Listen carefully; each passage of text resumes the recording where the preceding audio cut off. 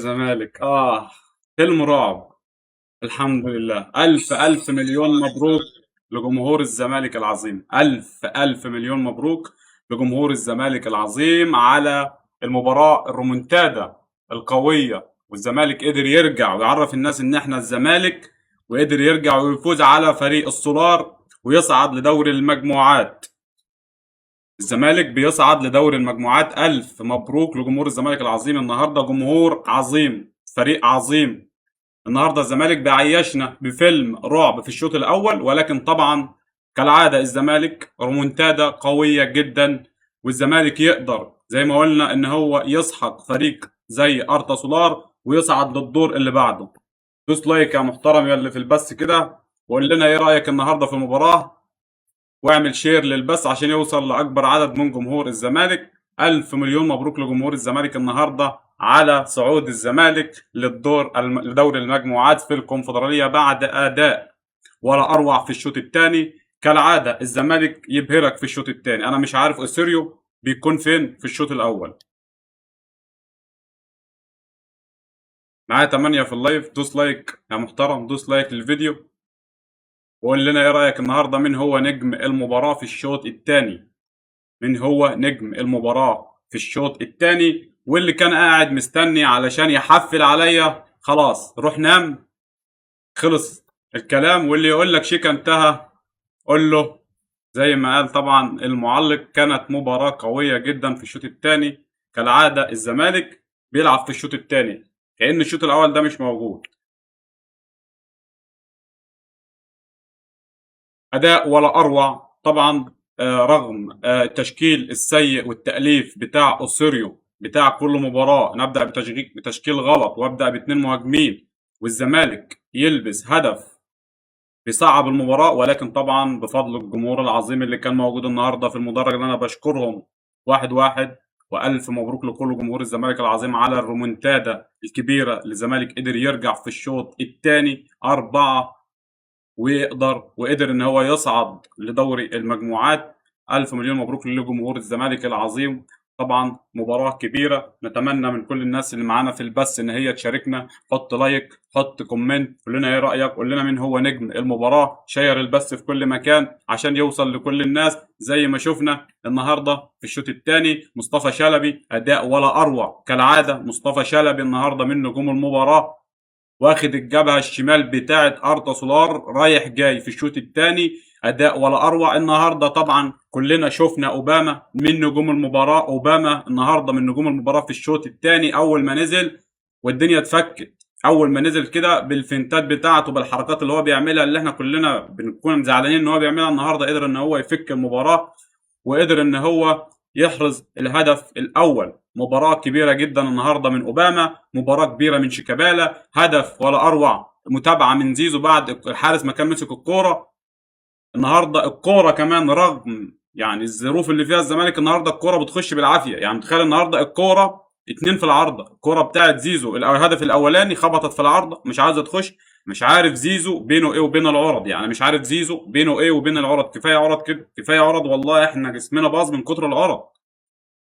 بيتابعها أومابا بيحرز الهدف الأول للزمالك، وبعد كده طبعا تمريرة ولا أروع وأسيست ولا أروع من أوباما بيمررها لشيكابالا، قدر إن هو يرجع ويحرز الهدف الثاني. بعد كده المباراة هديت شوية، ولكن طبعا الزمالك بعد هدف زيزو قدر إن هو يحرز الهدف الرابع طبعا بفضل حمزة المستوسي. ألف مليون مبروك لكل جمهور الزمالك العظيم. كل الناس اللي معانا في اللايف دوس لايك للفيديو، وقول لنا يعني معقوله دول كلهم اهلاويه؟ معقوله الكل في اللايف ده اهلاويه؟ حط لايك، قول لنا ايه رايك، قول لنا مين هو نجم المباراه النهارده.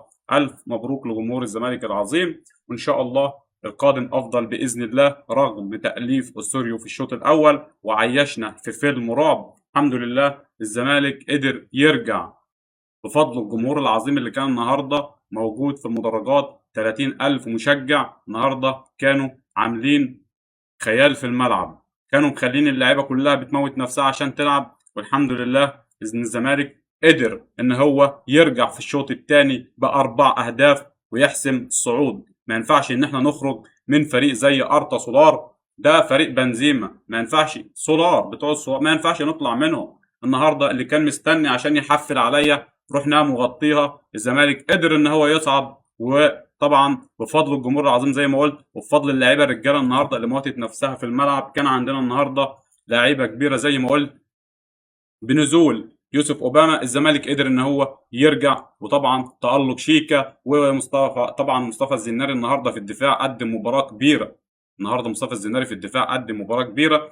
حمزه المسلوسي النهارده ربنا بيكافئه على الاداء بتاعه خلال الفتره اللي فاتت مع الزمالك، وبيحرز الهدف الرابع وبيحسم الصعود لصالح الزمالك. الف مليون مبروك لكل جمهور الزمالك العظيم. الزمالك يستحق الافضل، الزمالك يستحق مكانه افضل من الوضع الحالي، ولكن ربنا يسامح اللي كان السبب ان هو يعني يفضل فريق من اللعيبه الدوليه. ولكن طبعا لعيب الزمالك عنده فريق حاليا مش وحش، نقدر نبني عليه ان شاء الله في يناير بعد ما الزمالك يفتح القيد باذن الله. كل التوفيق لنا الزمالك خلال الفتره اللي جايه، وكل الدعم لكل اللعيبه. النهارده الزمالك واللعيبه النهارده بتثبت نفسها.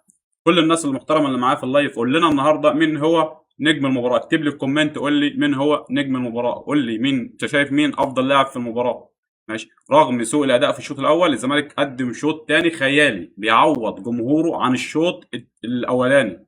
ماشي. زي كالعاده اوسيريو بيبدا بتشكيل غلط، في حاجه لازم الناس تتدخل، لازم الاداره تتدخل. اوسيريو عنده مشكله، اوسيريو عنده مشكله رغم فوز الزمالك. اوسيريو عنده مشكله رغم فوز الزمالك. اوسيريو عنده مشكله كبيره، ما بيعرفش يقرا الماتشات كويس. الزمالك بيطلع سيف الجزيري وبينزل ابراهيم نضاي وبيعمل عرضيات ومفيش حد. انا مش فاهم، في حاجه غلط. يا اما المدرب اللي معاه المساعد، يا اما محلل الاداء بتاعه اللي بيحلل له. في حاجه غلط. ما ينفعش ان احنا نطلع المهاجم واحنا محتاجين نتعادل او على الاقل عشان نفوز. ماشي. ولكن الحمد لله بفضل جمهور الزمالك العظيم اللي كان موجود النهارده، الزمالك قدر ان هو يصعد للدور المجموعات. الف مليون مبروك لجمهور الزمالك العظيم. جمهور يستحق مكانه افضل، نادي يستحق مكانه افضل ان شاء الله، والقادم افضل ان شاء الله بعد طبعا الانتخابات ما تخلص باذن الله. النهارده زي ما قلت اوباما النهارده بيقدم مباراه والاروع. هو ده اوباما، هو ده اوباما. انا نفسي اشوف اوباما ده كده على طول. النهارده يوسف اوباما بيقدم مباراه كبيره. النهارده يوسف اوباما بيقدم مباراه كبيره. بنزول يوسف اوباما في الشوط الثاني قلب المباراه. تغييره اوباما قلبت المباراه، لان الزمالك كان محتاج لاعب زي اوباما من الشوط الاول. ولكن طبعا سوء الاداء بتاع الزمالك اللي في الشوط الاول ده يعرفك ان احنا ما عملناش فتره اعداد. عشان كده اللعيبه ما كانتش قادره تقف على رجلها في الشوط الاول، وكان باين جدا اللعيبه مش قادره تقف بدنيا، لان المدير الفني بتاعنا ساب فتره الاعداد وراح يحضر دوره تدريبيه تقريبا في بلده. فما ينفعش نادي الزمالك ان المدير الفني يرحل في فتره الاعداد عشان يحضر فتره تدريبيه. احنا مش مركز شباب، نادي الزمالك نادي كبير. فعشان كده لازم يكون في تدخلات خلال الفتره اللي جايه مع اوسيريو، لان طبعا مش عاوزين نصحى على كارثه. الزمالك النهارده كان ممكن يخرج، الزمالك النهارده كان ممكن يخرج، ولكن طبعا الحمد لله والف الف مليون مبروك لجمهور الزمالك بفضل الجمهور العظيم اللي كان موجود النهارده في الملعب، اللي انا بشكرهم واحد واحد. وكل الجمهور العظيم طبعا جمهور الزمالك يستحق النهارده ان هو يفرح. افرح يا زملكاوي، النهارده الزمالك حقق رومونتادا قويه جدا. والناس اللي كانت مستنيه ان هي تحفل عليك، الناس اللي كانت مستنيه ان هي تهد فيك وتقول لك شفت شفت اهو.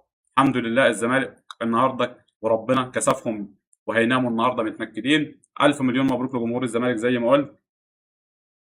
فتوح اللي غير المباراه، فتوح. واوباما النهارده الاستاذ ابو عبد العزيز بيقول لك اللي غير المباراه فتوح.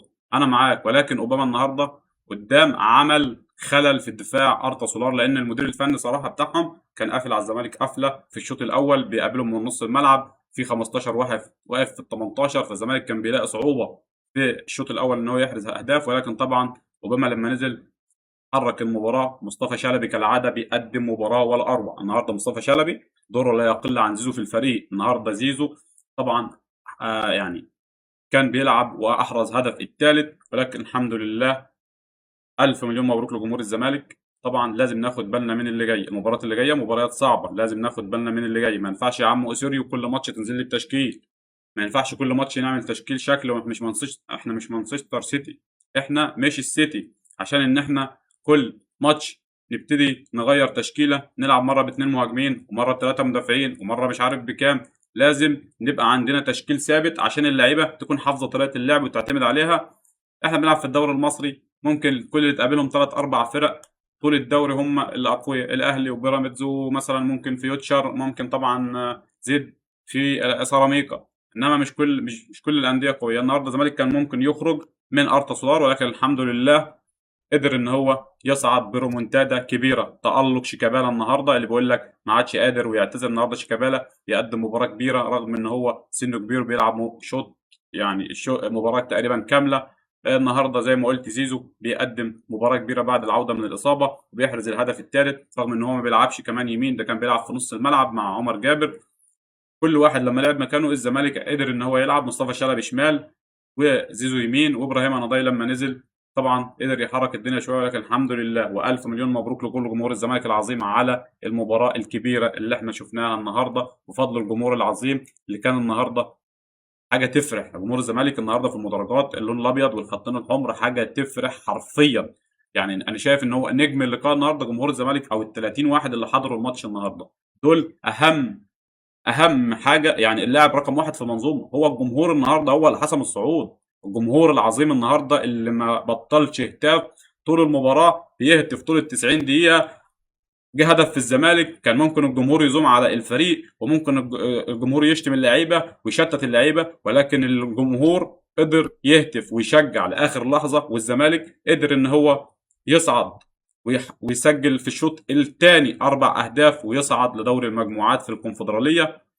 في ناس شايفه ان احنا ممكن مثلا ماتش مش مستاهل، لا احنا مستاهل ان احنا نفرح. الزمالك قدر ان هو يرجع بريمونتادا قويه بعد انت ما كنت خلاص بره، بعد ما ارتا سولار سجل هدف انت بره. فالزمالك قدر ان هو يرجع بفضل الجمهور العظيم، بفضل اللعيبه الرجاله اللي شدت حيلها في الشوط الثاني. زي طبعا قلت مصطفى شلبي واخد الجبهه الشمال بتاعه ارتا سولار رايح جاي، اوباما من نجوم المباراه النهارده. طبعا عوده احمد فتوح كينج نادي الزمالك، ومش هتشوفه مش هتشوفه يلا هتموت عليه ماشي. جمهور الاهلي يقول لك فتوح في الاهلي، فتوح مش في فتوح مخلص. فتوح بعد ما ينجح مجلس او القائمه الموحده فتوح مخلص، فتوح هيمضي ماشي. فتوح خلاص مخلص مع نادي الزمالك، وهو من نجوم الزمالك ومن ولاد الزمالك.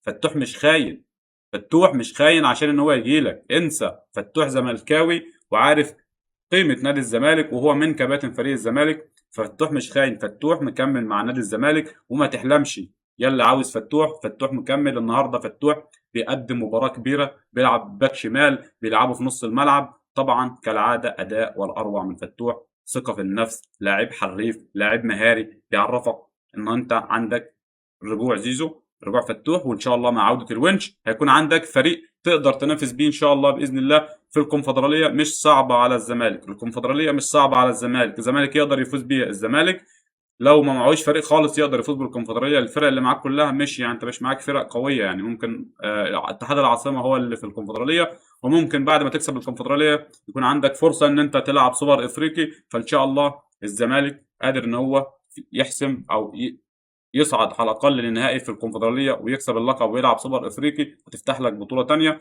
عندك في الدوري. حاول ان انت على قد ما تقدر تمشي امورك لحد يناير. مش هنلعب كتير في الدوري لحد يناير، ممكن هم 6 8 ماتشات.